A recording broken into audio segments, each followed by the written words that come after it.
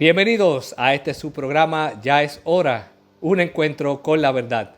Les habla Adrián Castro desde la Isla del Encanto y hoy tenemos un programa muy especial en el cual estaremos hablando sobre la fe y la razón. ¿Se contradicen? ¿Están peleadas?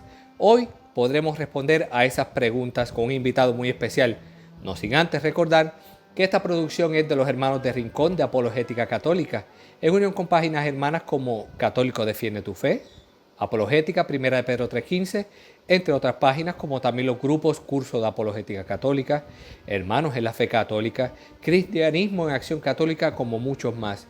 Como le dijimos en un principio, vamos a estar dialogando sobre el tema de la fe y la razón, y en la noche de hoy vamos a estar aclarando esas dudas sobre si están peleadas, sobre si se contradicen. Y es por eso que traemos un invitado muy especial, el cual procedemos a presentar. Nuestro invitado de esta noche es el hermano Dante Urbina. Dante Urbina es docente universitario seleccionado luego de competitivo concurso internacional entre los mejores investigadores del mundo para participar en la reunión de premios Nobel de Economía en Alemania. Es el autor del libro ¿Dios existe?, el libro que todo creyente deberá y todo ateo temerá leer, y fue presentado en la Facultad de Teología Pontificia y Civil de Lima. Asimismo, es autor de libros como Dios sí existe, cómo defender esta verdad ante ateos, agnósticos e incluso creyentes, y de cuál es la verdadera religión o cuál es la religión verdadera. Todos estos libros han estado en el top 10 de los más vendidos en la categoría de Amazon. Ha dado decenas de conferencias sobre diversos temas en espacios académicos de Perú, México, España, Argentina y Alemania, las cuales constan en su canal de YouTube, que al presente supera el 500.000 de visitas. También su página danteurbina.com supera el 500.000 de visitas. Ha participado de varios debates en defensa de la fe cristiana contra ponentes de relevancia como el representante de la Asociación Peruana de Ateos y el fundador de la Academia Peruana de Filosofía y Ciencia, el presidente de la Asociación Islámica de Sufismo en el Perú y el teólogo unicitario Julio César Clavijo. Ha concedido entrevistas sobre apologética a medios como Religión en Libertad, Infocatólica y Rincón de Apologética Católica. Al presente es blogger en Infocatólica y cofundador de la Escuela de Apologética DASAM, discípulo, apologista, servidor y misionero de los Estados Unidos. Y sin más preámbulos, damos la bienvenida a nuestro amigo y hermano Dante Urbina. Dante, bienvenido mi hermano, qué bueno poderle tener con nosotros. Hola, ¿qué tal? Es un gusto también para mí estar aquí con ustedes. Siempre es grato poder contribuir con personas que buscan extender el reino de Jesucristo a todo el mundo. Amén, qué bueno, Dante. Bueno, Dante, en la introducción del programa estábamos hablando de que íbamos a estar tocando el tema de la fe y la razón.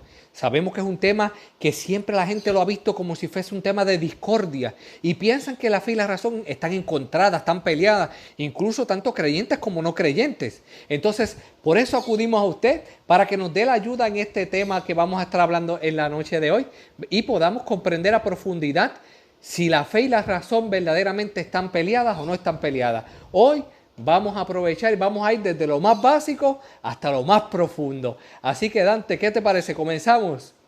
Sí, por supuesto. Qué bueno, mi hermano. Bueno, pues Dante, vamos desde lo más sencillo. ¿Qué es la fe? Bien.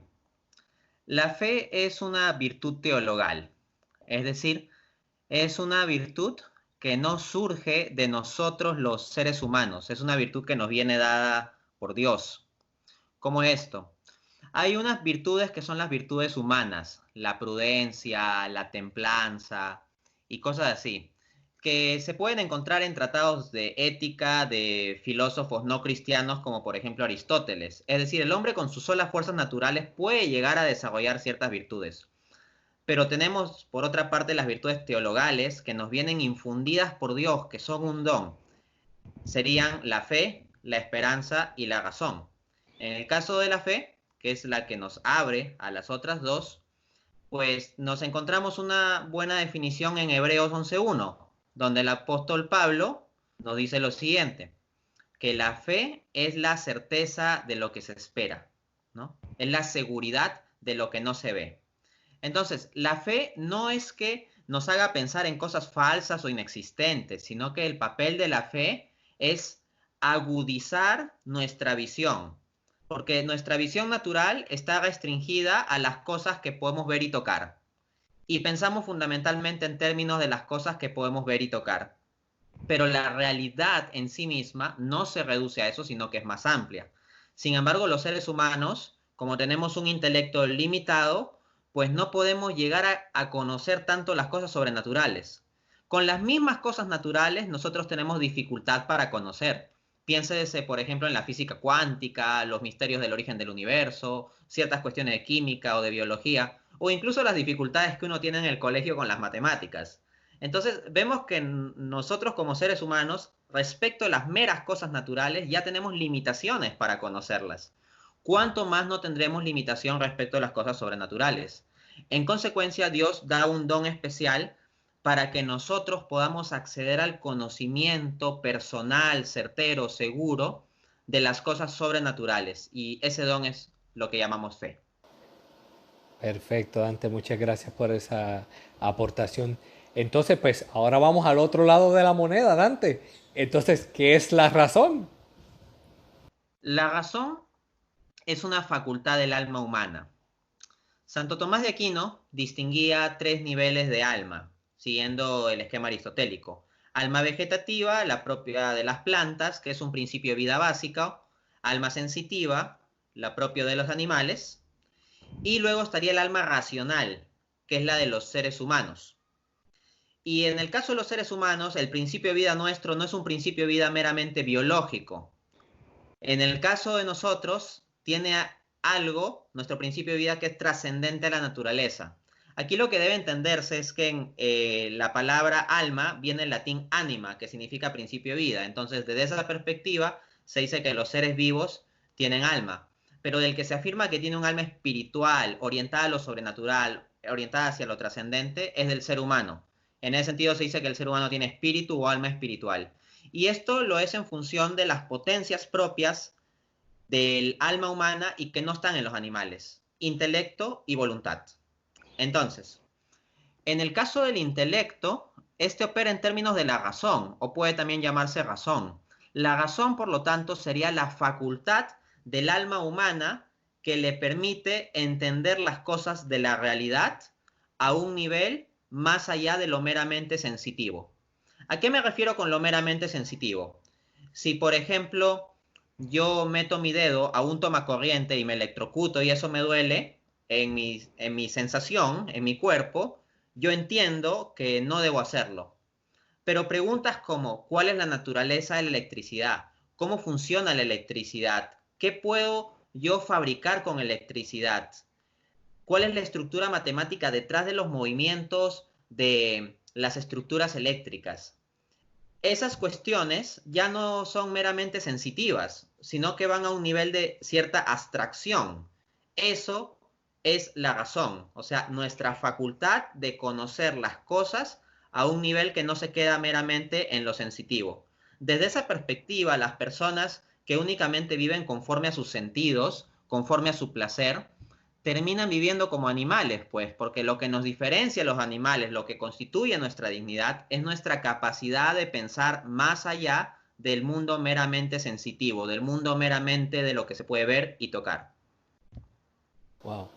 Entonces, Dante, una vez definido los dos lados de la moneda, porque prácticamente son dos lados de una misma moneda, que es la fe y la razón, entonces procedemos a la pregunta de los 64,000 chavitos. ¿Hay contradicción entre la fe y la razón? No hay contradicción alguna entre fe y razón. Juan Pablo II, en la encíclica Fides et Ratio, que del latín significaría fe y razón, precisamente enseñaba que no son contradictorias, sino más bien complementarias.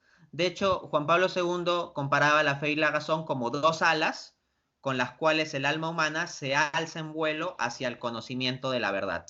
Entonces, un ala no estorba a la otra, se ayudan, se complementan. Entendamos, la razón natural, para utilizar los términos tomistas, fundamentalmente está orientada a conocer las cosas naturales. Nosotros con nuestra razón, pues estamos principalmente enfocados a conocer cosas de la matemática, de la economía, de la geografía, de las finanzas, de la materia, etc. Pero como dije, hay ciertas cosas que en principio sobrepasan nuestras solas fuerzas naturales. O que incluso si pudiésemos llegar con nuestras fuerzas naturales sería un camino muy difícil. En consecuencia, se da la ayuda especial de la fe. La fe no viene, esto es clave, la fe no viene a negar la razón. La fe viene a iluminar la razón para que esté preparada y abierta a conocer cosas más grandes. El principio escolástico que se aplica aquí es que la gracia no niega la naturaleza, no destruye la naturaleza, sino que la perfecciona.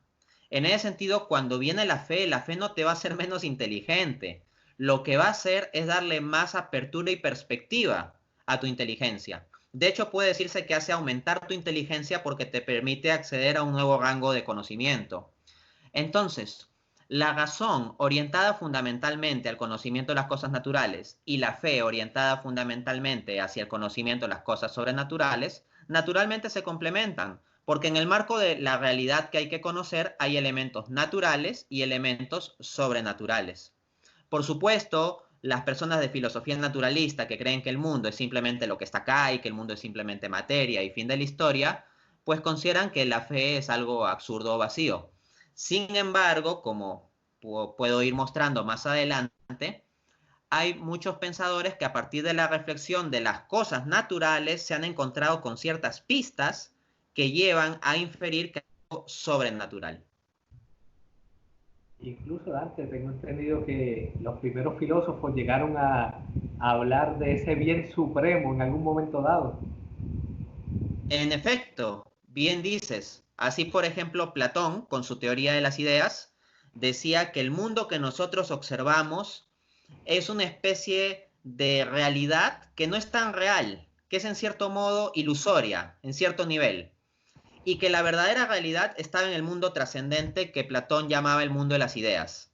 Y de entre el mundo de las ideas tenían jerarquía y para Platón la máxima idea es la idea de bien.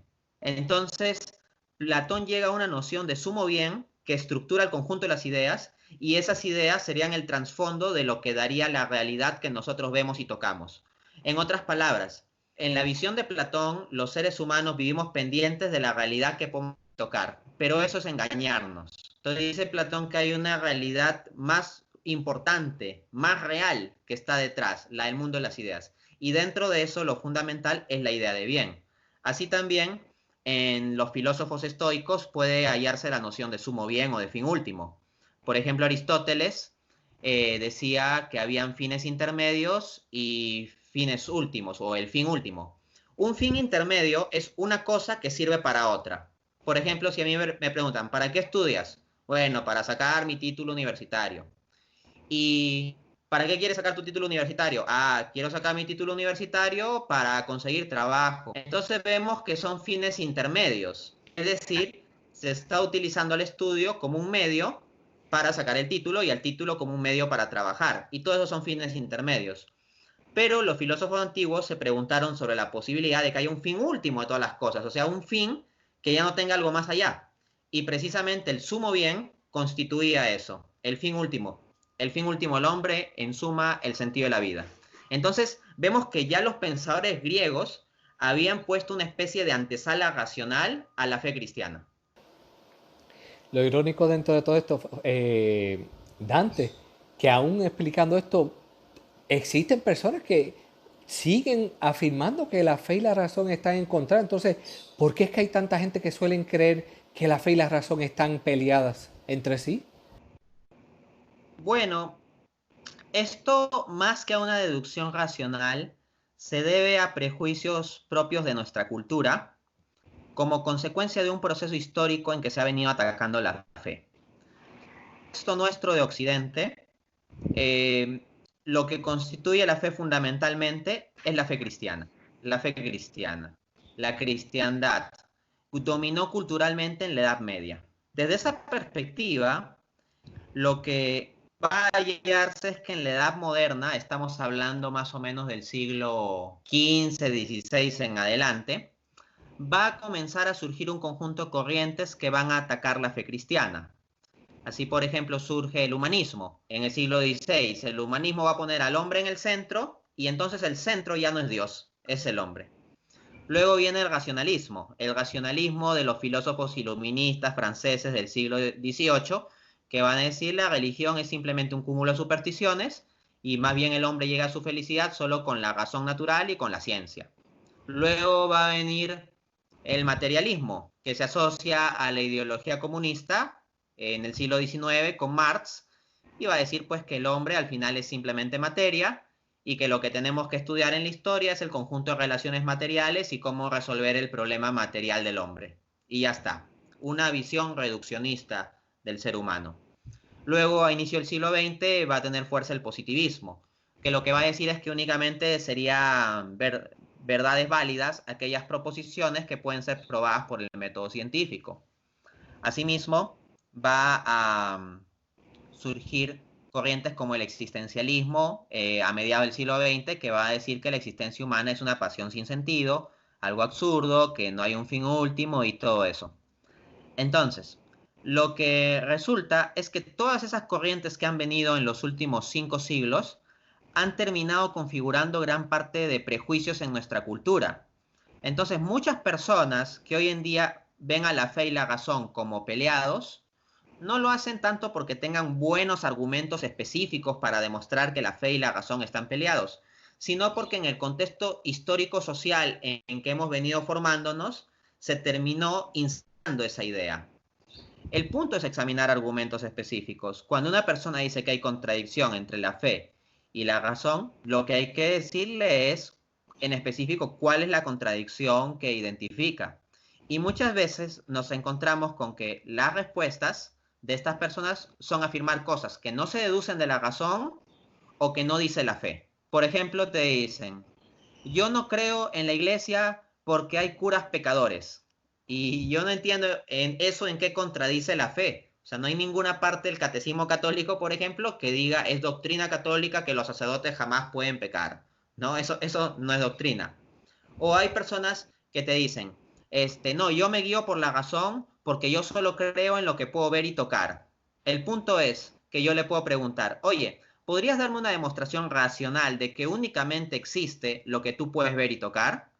Y no tienen demostración racional. Suponen sin haberlo demostrado que únicamente existe lo que pueden ver y tocar cuando hacen esas afirmaciones simplonas, pero por lo general el tipo de personas que hablan así no tienen una demostración. Entonces, no hay contradicción genuina entre fe y razón, sino entre malentendidos de la razón y malentendidos de la fe.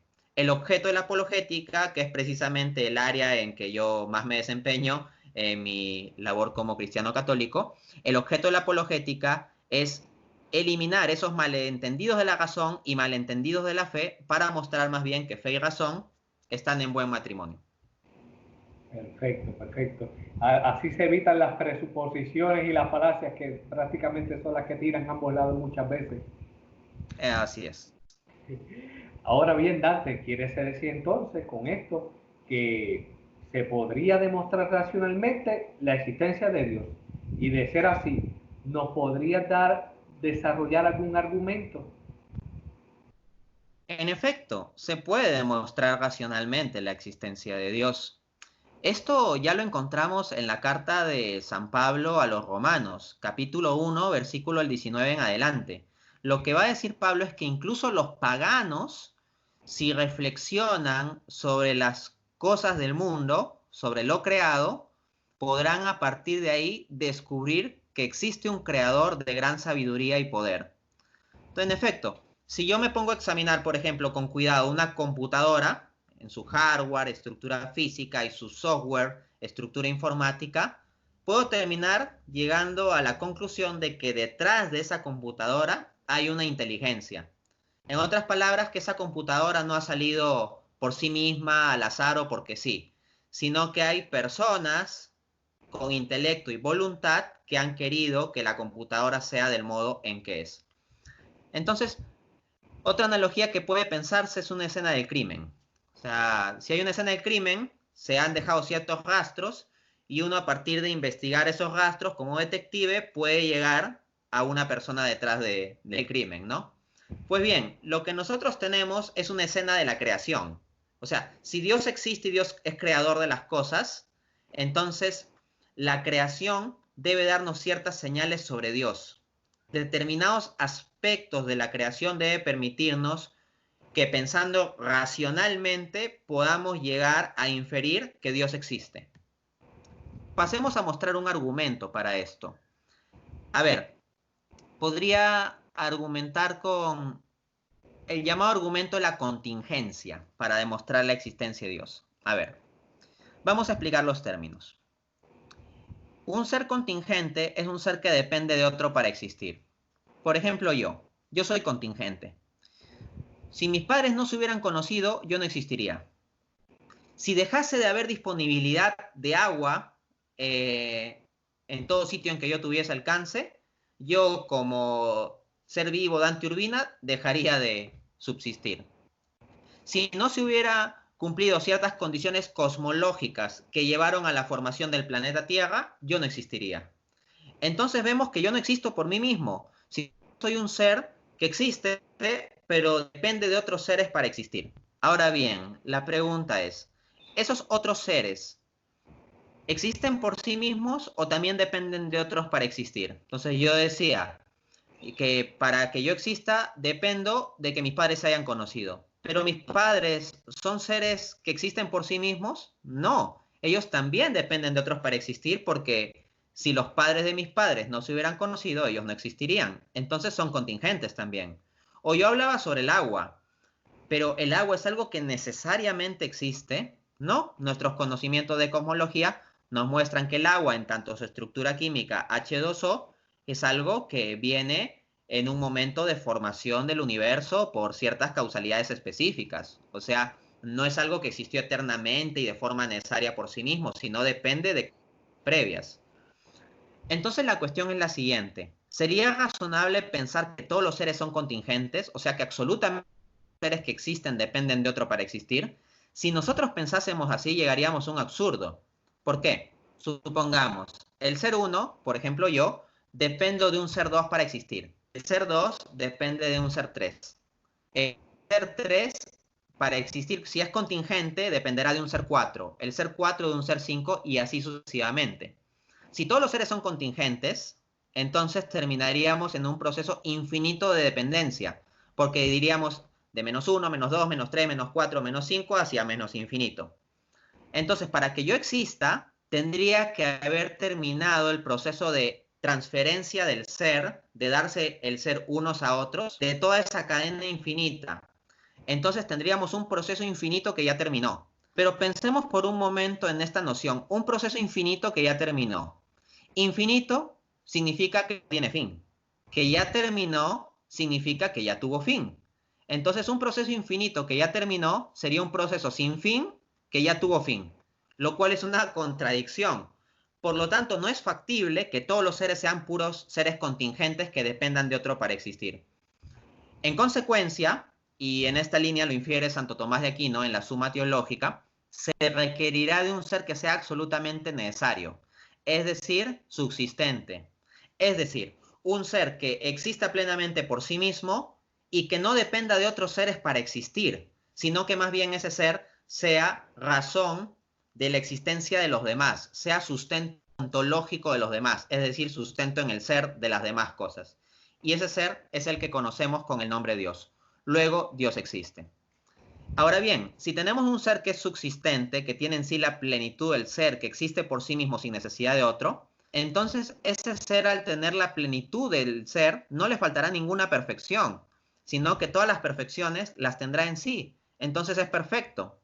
Al mismo tiempo, si nosotros decimos que el tener inteligencia es una cierta perfección del ser, este ser deberá tener esa perfección al tener la plenitud del ser. Entonces será inteligentísimo. En otras palabras, omnisciente. Conocerá todo porque tendrá esto en plenitud.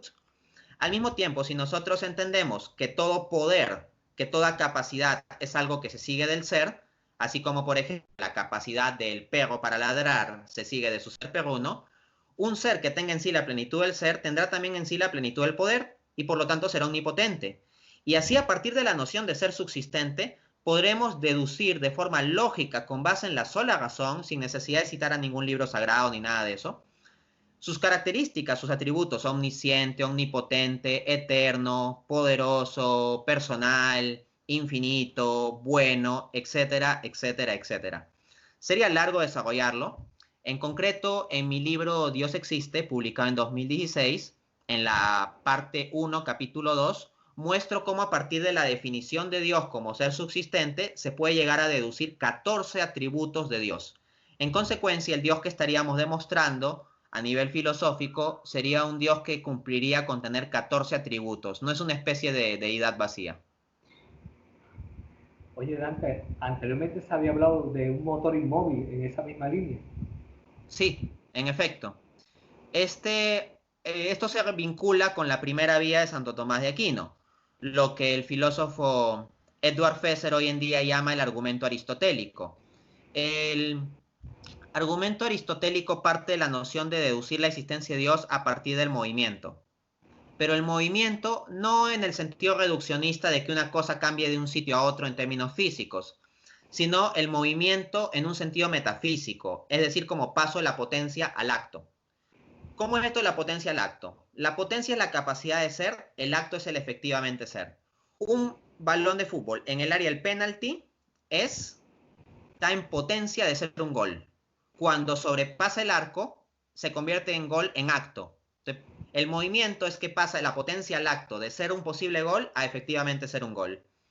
Yo, por ejemplo, cuando estaba en mis estudios universitarios de economía, tenía la potencia de tener estudios de posgrado. No los tenía todavía porque yo recién estaba estudiando la carrera, pero podía tener estudios de posgrado en potencia.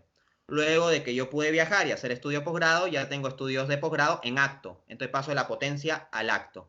Como ven, esto no se reduce a algo físico. Hasta en un proceso mental de aprender algo nuevo, vemos un paso de la potencia al acto. Entonces, lo que va a decir el argumento aristotélico o la primera vía tomista es que al final de cuentas, para explicar los pasos de la potencia al acto de los distintos seres, se requerirá de un ser que sea acto puro.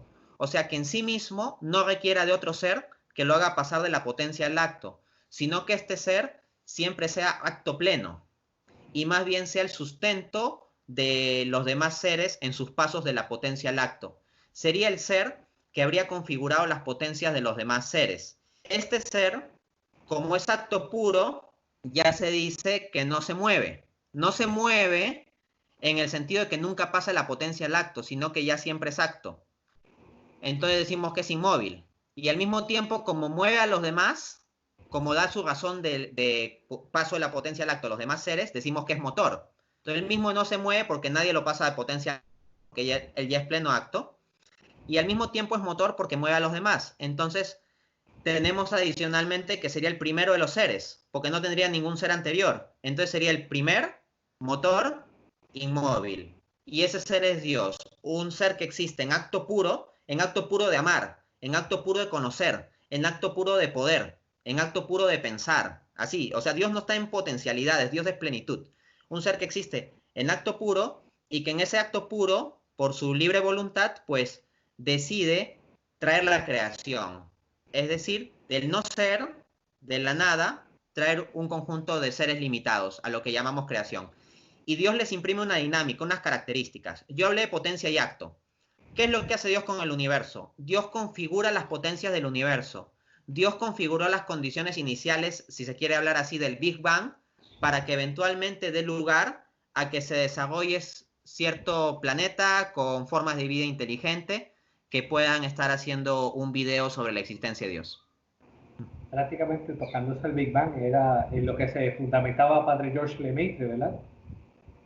En efecto, o sea, pensar que la fe y la razón están en contradicción es ignorar aspectos como estos, ¿no? Que el que es hoy en día el modelo cosmológico estándar para entender el inicio del universo, es decir, el modelo del Big Bang, fue planteado por un sacerdote católico y él no dejó de ser sacerdote católico por ello. Es decir, su descubrimiento racional no le llevó a renegar de su fe. Exacto. Oye, Dante, entonces tengo que hacerte esta pregunta que suene tonto para alguna persona, pero entonces, ¿son efectivos estos argumentos para dialogar con ateos, agnósticos o cualquier tipo de libre pensador, como se llaman hoy día? En efecto, como bien mencionas, la pregunta hasta puede sonar tonta, pero lamentablemente como existen tantos prejuicios contra la fe o contra ciertos argumentos para la existencia de Dios, es necesario responder esto. Son argumentos efectivos y yo lo puedo decir del modo más contundente posible porque yo era ateo. Entonces, yo siendo ateo, comencé mi aproximación a la fe a partir de conocer los argumentos racionales para la existencia de Dios que presentaba Santo Tomás de Aquino, las llamadas 5 vías para demostrar la existencia de Dios. Y a partir de ahí vino un proceso de profundización intelectual, filosófico y todo eso que luego llevó también a un tema espiritual, existencial en mí, que me ha venido trayendo a la fe. Entonces, mi propia vida yo veo que estos argumentos pueden ser efectivos si son presentados de forma razonable, bien estructurada, ordenada y todo ello, ¿no? Entonces sí, o sea, contra mí cuando yo era ateo los argumentos funcionaron. Asimismo, yo he tenido oportunidad de participar en debates, constan en mi canal de YouTube, contra ponentes ateos en universidades, debates formales, y bueno, creo que en general me ha ido bien, de acuerdo a ciertos comentarios o reviews sobre estos debates. Asimismo, yo he publicado libros sobre la defensa racional de la existencia de Dios y hay personas que me escriben diciendo que esto les ha servido y algunos me dicen que no creían en Dios, pero a partir de familiarizarse con mi material, mis videos, artículos, libros, han llegado a abrirse a la idea de la existencia de Dios o directamente a creer. En consecuencia, estos argumentos pueden servir instrumentalmente como medio para que las personas puedan abrir su razón a creer en Dios. Y una vez se abre la razón de estas personas, Dios también ahí, que conduce todo el proceso, puede poner la semilla de la fe. Amén. Oye, comentaste del debate, de los debates que has tenido y sabemos que en tu canal de YouTube, si no me equivoco, el video que más vistas tiene es el del famoso debate que tuviste contra el representante de la Asociación Peruana de Ateos. Y me recuerdo que en ese debate hubo un punto dado en el que tú comentaste que la existencia de Dios está más allá de la ciencia. Entonces, si está más allá de la ciencia, pregunto yo, ¿cómo puede decirse que se puede demostrar por medio de la razón? Bien, la forma en que puede decirse es porque la razón no se reduce a la ciencia.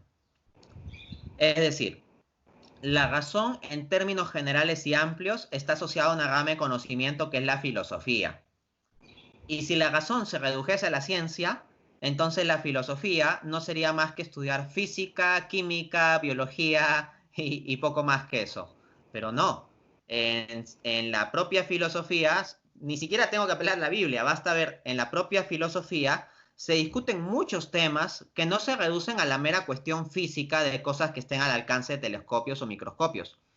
Pensemos, por ejemplo, en la ética, la discusión sobre lo que está bien y lo que está mal.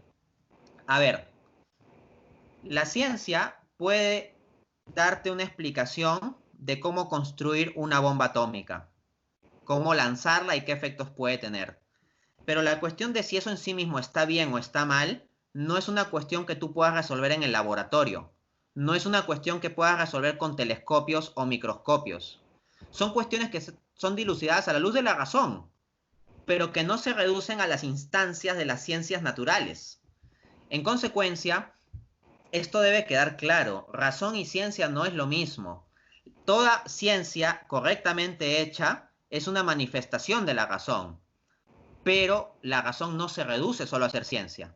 Por ejemplo, todo peruano es latinoamericano, pero no todo latinoamericano es peruano. Igualmente, la ciencia es un ejercicio de la razón, pero la razón no se reduce solo a la ciencia. De este modo, uno puede partir de ciertas ideas de su intuición o del análisis metafísico de la realidad o incluso de premisas científicas y a partir de ahí comenzar a hacer inferencias filosóficas. Por ejemplo, si la ciencia me dice que el universo tuvo un principio, por ejemplo en el modelo del Big Bang que estábamos comentando, ya el universo tuvo un principio absoluto y el espacio y tiempo mismos tuvieron un principio absoluto. Eso lo dice el teorema de singularidad espacio-temporal, que es un teorema de la física, planteado por Stephen Hawking y Roger Penrose en 1970. Y Hawking, de hecho, es un físico ateo. Entonces, si tenemos establecido que el universo, es decir, el conjunto de materia y energía, tuvieron un principio, y al mismo tiempo tenemos establecido que el espacio y tiempo mismos tuvieron un principio, podemos decir que eso surgió de la nada, por sí solo, o que vino de algo. Si decimos que surgió de la nada, esa respuesta no es racional. La ciencia no se ocupa de la cuestión de si algo puede surgir de la nada. Eso no es materia de la ciencia, pero la razón sí puede darse cuenta de que algo surge de la nada, es un absurdo. Entonces, si el universo tiene un principio y es absurdo pensar que surgió de la nada, entonces, ¿qué es lo más razonable? Pensar que surgió de algo. Pero si surgió de algo y el universo es todo lo material, toda la materia, espacio, tiempo, energía, ese algo de lo cual surgió el universo no puede ser material, porque ya toda la materia surgió a partir de un momento. No puede ser energía tampoco. No puede ser algo espacial, tampoco puede ser algo temporal.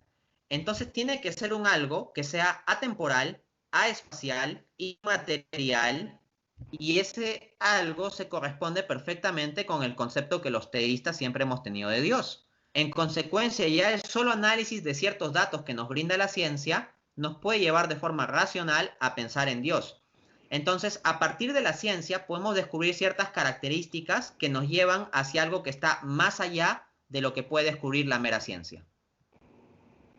Oye, Dante, entonces, muchas veces cuando explicamos esto que tú dices, dicen, ok, tú estás hablando de que se puede probar la existencia de Dios, pero ¿cuál de tantos Dios? Y vemos que rápido tratan de desviarse por la tangente. Entonces, yo te pregunto, ¿qué se puede responder a aquellos que dicen que los argumentos del teísmo filosófico, como pues mencionabas ahorita, las 5 vías de Santo Tomás de Aquino, que supuestamente según ellos no son convenientes porque no demuestran específicamente al Dios del cristianismo? ¿Qué se le podría decir a estas personas entonces?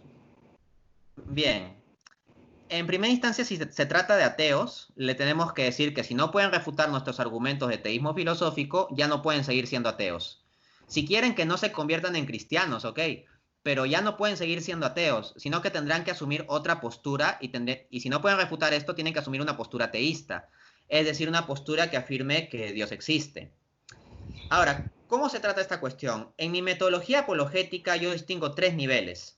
El primer nivel es demostrar la existencia de Dios a nivel de teísmo filosófico, sin meterse a cuestiones específicas de cristianismo.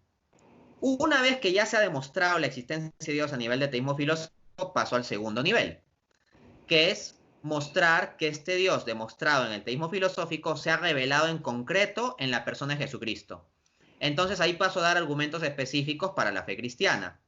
Y luego un tercer nivel es, ya, si la fe cristiana es la verdadera, resulta que hay muchas denominaciones que se proclaman la auténtica fe cristiana.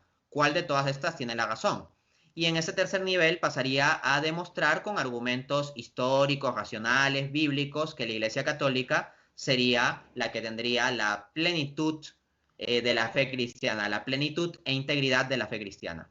Entonces, ¿es conveniente utilizar estos argumentos de teísmo filosófico? Yo creo que sí. ¿Por qué? Porque cuando uno quiere combinar el teísmo filosófico con el cristianismo, muchas veces se le da chance al ateo de que te cambie de tema. Por ejemplo, imagínate que estoy discutiendo con un ateo y le presento argumentos como los que he presentado en los minutos anteriores, ¿ya?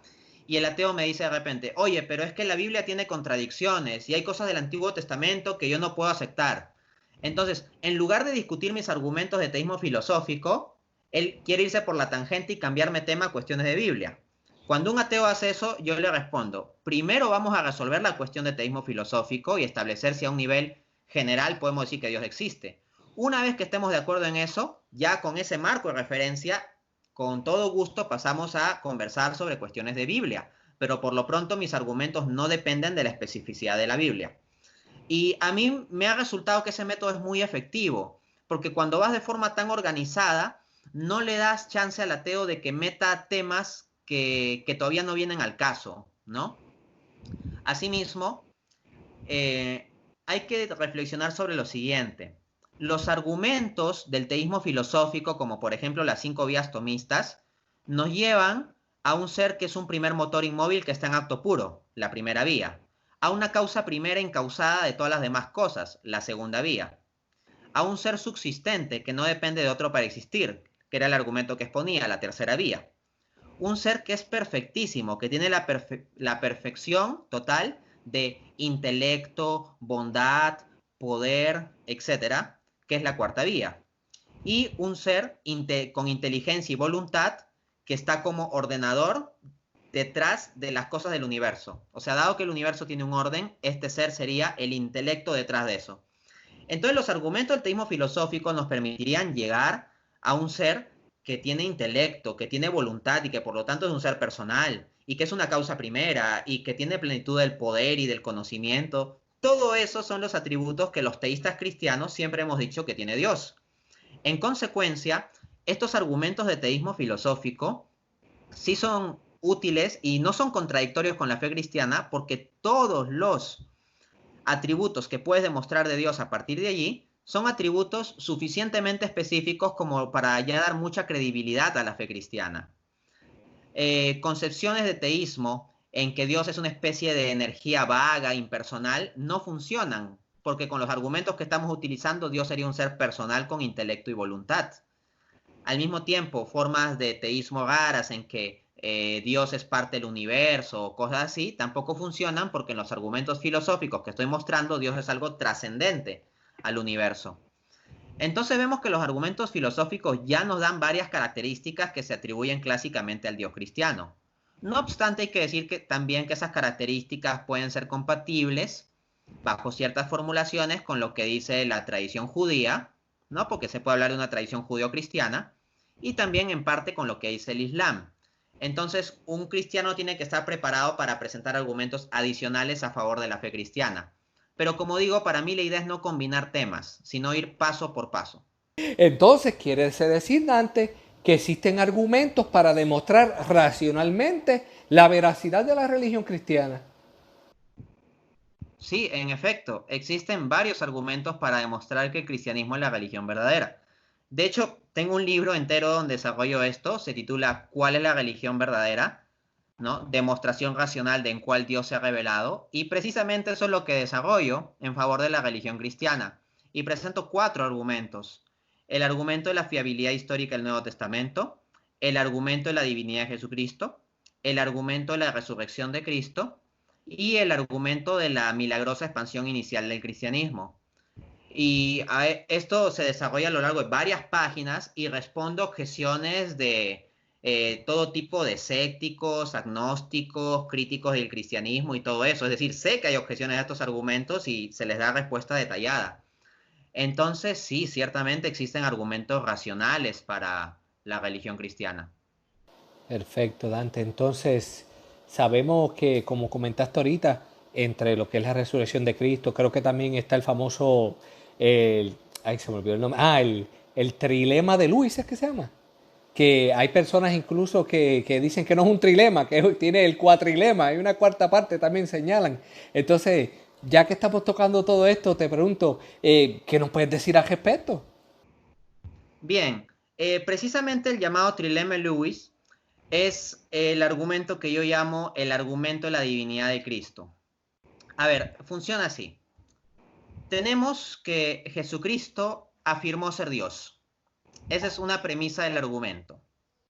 Ahora, probar la premisa de este argumento es amplio. Habría que hacer un análisis de los evangelios y de la fiabilidad histórica y todo eso. En concreto, yo tengo una conferencia entera sobre el tema. La encuentran en mi canal de YouTube con el título Jesucristo, loco, mentiroso o Dios. Y es un análisis del trilema de Lewis. Entonces, ahí pueden ver el argumento desarrollado en detalle. Aquí me voy a limitar a presentarlo para después responder la cuestión. Y cualquier cosa, dejamos la descripción, el enlace de los videos para que ellos puedan entrar y profundizar en materia. Excelente, excelente para que puedan ampliar. Entonces, la premisa es que Jesucristo afirmó ser Dios. Dado esto, nosotros podemos ubicar en los evangelios varios elementos que apuntan a ello. Por ejemplo, en Juan 8:24, Jesucristo dice: si ustedes no creyereis que yo soy el que soy, en vuestros pecados moriréis. Pero resulta que yo soy el que soy es el nombre de Dios. O sea, en la cultura judía uno no podía decir eso a la ligera.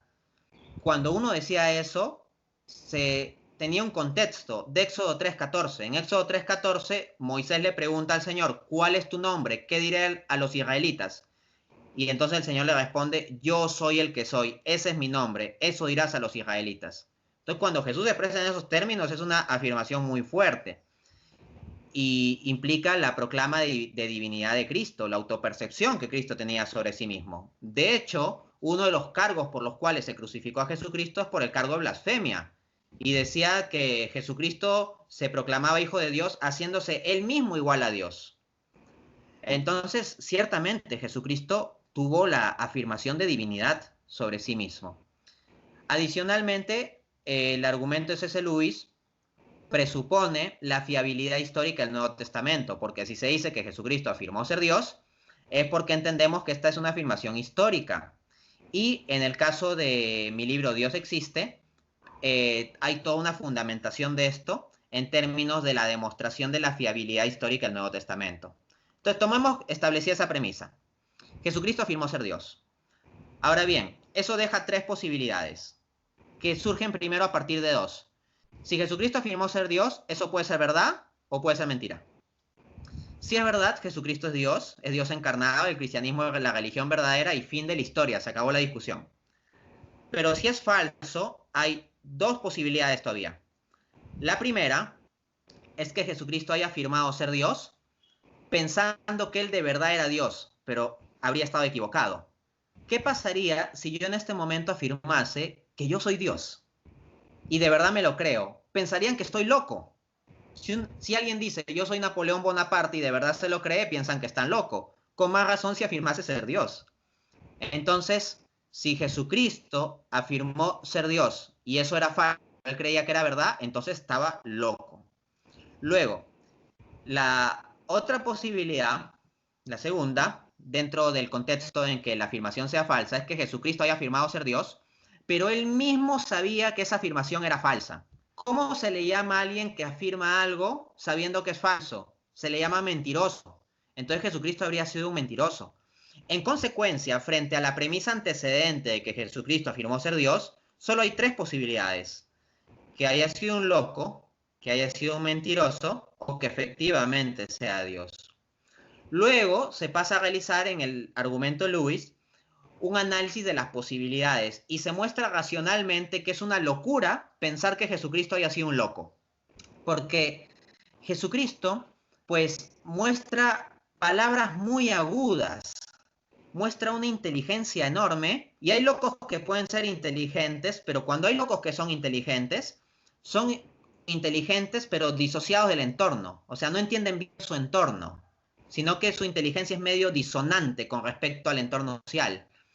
En cambio, Jesús, cuando expresa su inteligencia, lo hace de un modo tal, con equilibrio emocional, en que él tiene en cuenta muy cuidadosamente el entorno. Por ejemplo, en Lucas capítulo 20 se lo enfrenta con la cuestión de los impuestos. Le dicen: maestro, nosotros sabemos que eres un hombre justo. Queremos saber, ¿qué dices tú sobre esto? ¿Es lícito pagar impuestos al emperador? Si Jesucristo respondía que sí era lícito, se ganaba un gran problema. ¿Por qué? Porque los judíos, que estaban indignados contra el imperio romano que los tenía oprimidos, hubiera visto a Jesús como alguien que apoyaba el imperio romano, y probablemente hasta se hubieran ido violentamente contra Jesús al verlo como una especie de tipo que apoya el imperio, como eso, ¿no? Sería muy problemático para Jesús dar esa respuesta. Pero si Jesús decía que no paguen impuestos al César, inmediatamente lo arrestaban, porque sería rebelarse al orden jurídico, político, económico romano en un asunto tan central como el pago de impuestos. Entonces, Jesucristo, si decía que si era lícito pagar impuestos al César, se ponía al pueblo en contra. al pueblo judío en contra. Y si decía que no era lícito, se ponía al imperio romano en contra. Entonces tenía una situación muy difícil de manejar y Jesús da una respuesta bien inteligente. Dad al César lo que es del César y a Dios lo que es de Dios. Y lo dejó impresionado a todos y no tuvieron que decirle y ni se lo pudieron ir encima, ni poner en contra, ni arrestarlo. Entonces vemos que la inteligencia de Jesús no es lo que uno esperaría de un loco, sino que tiene suma comprensión del contexto en el cual él está. Al mismo tiempo, el mensaje de Jesús es plenamente coherente, tiene toda una consistencia lógica. Entonces, pensar que eso lo haya hecho un loco es una locura. Pasemos a examinar la otra posibilidad de que Jesús sea un mentiroso. A ver, Jesús, por sostener su divinidad, por sus afirmaciones de divinidad, de relación especial con el Padre, de trascendencia, cuando Jesús dijo en Juan 8:58, antes de que Abraham existiese, yo soy, y ese yo soy ya sabemos que es una proclama de divinidad muy fuerte, se ganó problemas y casi lo apedrean, o sea, casi lo matan en ese momento. También en Juan capítulo 10, versículo 30, cuando dice, el Padre y yo somos uno, o somos la misma cosa, o sea, afirma una identidad de sustancia con el Padre, en ese momento casi lo matan también, lo iban a apedrear. Entonces, eventualmente esas afirmaciones de Jesucristo llevaron a que lo manden a la cruz, porque chocaba pues con los maestros de la ley, con los judíos. Entonces, imagínense, yo afirmo que 1 más 1 es 3, y yo sé que es 2, pero sabiendo que es 2 yo afirmo que es 3. Y la gente me comienza a despreciar, y mis compañeros de religión me comienzan a contradecir, y las autoridades religiosas y políticas de mi país comienzan a verme con sospecha. Eventualmente, en ocasiones, por decir que 1 más 1 es 3, me quieren apedrear.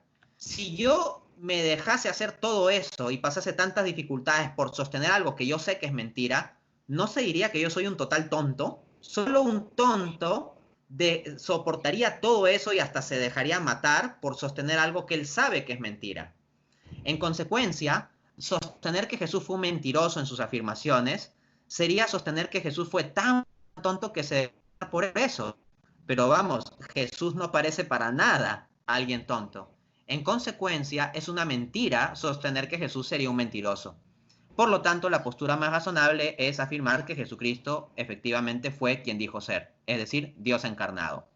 Ahora, la objeción que se pone al trilema Lewis en tanto presenta 3 posibilidades es que podría haber una cuarta posibilidad. Por ejemplo, el pensador ateo Richard Dawkins dice, una cuarta posibilidad sería que Jesucristo haya sido alguien que esté sinceramente equivocado. O sea, estaba equivocado en proclamar que era Dios, pero estaba equivocado de forma sincera.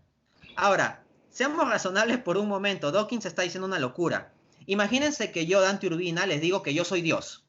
Y piensen que yo estoy equivocado, pero estoy sinceramente equivocado. O sea, sinceramente yo me creo que soy Dios. ¿Qué pensarían ustedes de mí si yo sinceramente me creo que soy Dios? Pensarían que estoy loco. Solo un loco podría pensar sinceramente que es Napoleón Bonaparte o Isabel I o que es Dios. En consecuencia, la cuarta opción que plantea este ateo Richard Dawkins no es una cuarta opción.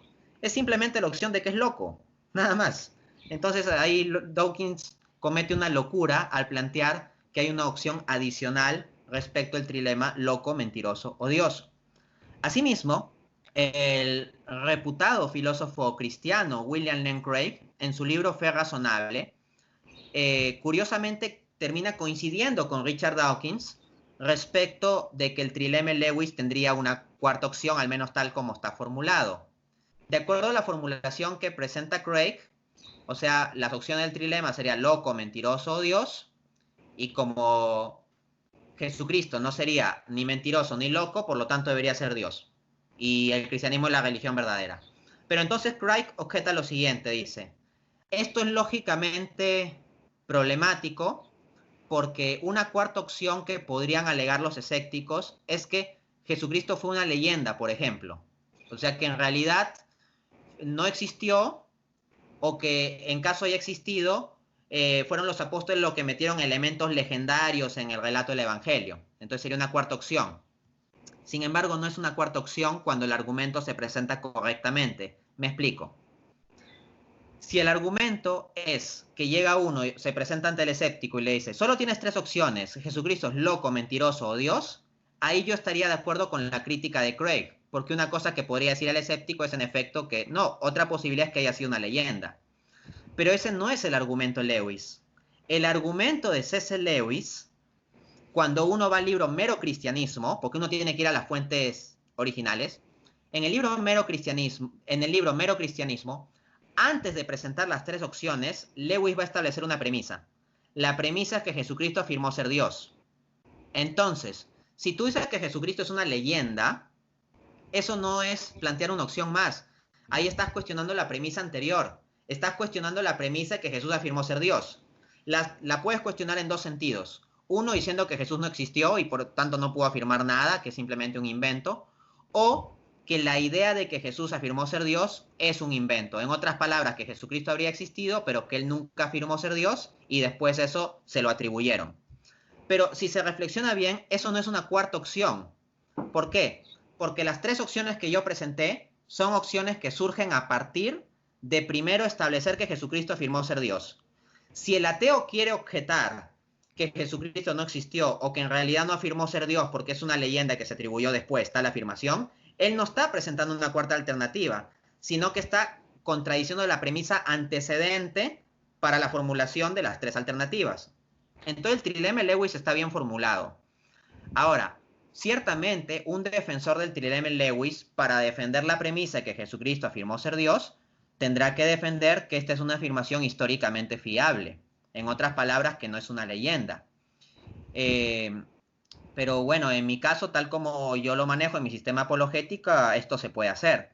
De hecho, en el debate que yo sostuve contra el presidente de la Asociación Islámica y Sufismo en el Perú, que lo encuentran en YouTube con el título Cristianismo versus Islam, ¿cuál es la religión verdadera? Yo primero presenté el argumento de la fiabilidad histórica del Nuevo Testamento y luego el trilema Lewis para demostrar que Jesucristo es Dios. Entonces, si el Nuevo Testamento es históricamente fiable y Jesucristo es Dios, entonces el Islam ya no puede ser verdad y el cristianismo es verdad, ¿no? Entonces, si el ponente musulmán me hubiera replicado que el que Jesucristo haya afirmado ser Dios es simplemente una leyenda, él primero tendría que refutar toda mi defensa de que el Nuevo Testamento es históricamente fiable. Porque si es históricamente fiable, entonces las afirmaciones de Jesús allí sí son históricas. Y ese es el punto. Incluso un defensor del trilema Lewis puede presentar por sí mismo el trilema Lewis sin necesidad de presentar el argumento de la fiabilidad histórica del Nuevo Testamento. Y ya cuando el ateo le objete, ya ahí uno puede sacar todo su arsenal de conocimiento histórico y bíblico para defender la fiabilidad del Nuevo Testamento. En suma, pues, bien estructurado conforme a la formulación original de C.S. Lewis, el argumento del trilema sí es válido. Perfecto. Wow, Dante, esto ha sido una cátedra aquí, muchachos. Verdaderamente, si con todo esto las personas no quieren entender, pues es como dice el Señor, no hay peor ciego que el que no quiera ver. En efecto, o sea, hay personas que dicen que están cerrados a creer porque no encuentran razones para creer. Si nosotros les presentamos sólidamente las razones para creer y estas personas, sin presentarnos respuestas contundentes a las razones que le estamos presentando, aún así no creen, ya no es porque la razón sea el problema, no es porque le falten razones, sino porque a esas personas le falta la voluntad para creer. O sea, cuando uno presenta argumentos y el otro ya no quiere escuchar, ya no es un problema de la razón, es un problema de la voluntad. Y en ese caso, cuando ya el problema es el corazón de la persona, lo que hay que hacer es orar por esa gente, ¿no? Pero sí conviene argumentar con aquellas personas que estén abiertas a creer. Y hay personas que si uno con paciencia les comienza a explicar poco a poco, no es de un día para otro, pero poco a poco comienzan a abrirse y eventualmente llegan a creer. Podríamos resumir en esa frase, si no me equivoco, de San Agustín, que decía que para aquel que quiera creer tengo 1000 argumentos, pero para el que no quiera creer no tengo ninguno. Así es, exactamente, exactamente. Bueno, Dante, no queremos quitarte más tiempo, solamente nos gustaría si tienes algún mensaje final que quieras darle a las personas que estén viendo esta transmisión por la plataforma que sea. Bien, mi mensaje final es a reflexionar sobre el último, ¿no? Existen buenos argumentos para demostrar la existencia de Dios, para defender la fiabilidad histórica del Nuevo Testamento, para mostrar la divinidad y resurrección de Jesucristo. En suma, existen buenos argumentos racionales para defender nuestra fe. En consecuencia, si nosotros permitimos que varias personas se queden sin respuestas, que varios de nuestros amigos y familiares terminen alejados de la fe, sin nosotros haberles brindado la oportunidad de escuchar estas respuestas, estamos cometiendo un pecado de omisión. Así que todo cristiano tiene el deber de formarse, no a un nivel de experto, pero sí a un cierto nivel básico de saber dar razones de su fe, porque ese es un acto de caridad. Porque en la medida en que tú sabes dar razones de tu fe, podrás dar a las personas que no creen la oportunidad de despejar sus dudas para que puedan abrirse a creer. Y ya si no quieren creer, ya no será por un problema de su intelecto, sino de su voluntad. Pero al menos habríamos cumplido con el llamado de hacer lo que nos corresponde. Muchísimas gracias, Dante, y también muchas gracias a las personas que nos han estado siguiendo a través de esta transmisión.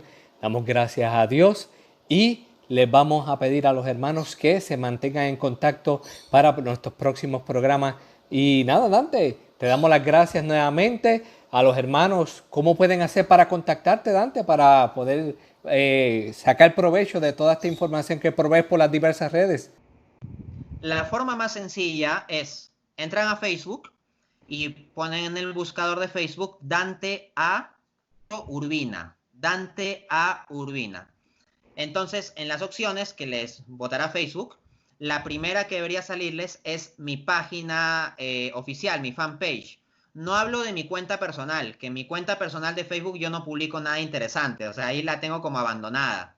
Sino mi página oficial, donde entran, le dan like, y semana a semana yo publico videos de mis conferencias, debates, entrevistas, todo eso, publico artículos, comparto en suma mi actividad intelectual, académica y todo ello. Entonces, las personas que quieran mantenerse informados de eso, que le den un like a mi página de Facebook, Dante A. Urbina. ¿Y el canal de YouTube, Dante? Sí, en efecto, o sea, en la página yo comparto todos mis medios, en la página de Facebook, pero fuera de la página de Facebook, por supuesto, encuentran mi canal de YouTube, Dante A. Urbina. También tengo mi página web, que como yo soy muy creativo, le puse www.danteaurbina.com, ¿no? Entonces todo es muy fácil de encontrar en el internet con ese nombre. Perfecto, Dante. Muchísimas gracias nuevamente. Y nada, pues, sin nada más que decir, nos despedimos y será hasta la próxima en este su programa Ya es hora, un encuentro con la verdad. Recuerden suscribirse, como dice el hermano Dante, darle me gusta, dejar comentarios, compartir con todos sus contactos para que esto pueda llegar a la mayor cantidad de personas posible y que sea de bendición para todos. Dios los bendiga y muchas gracias. Será hasta la próxima.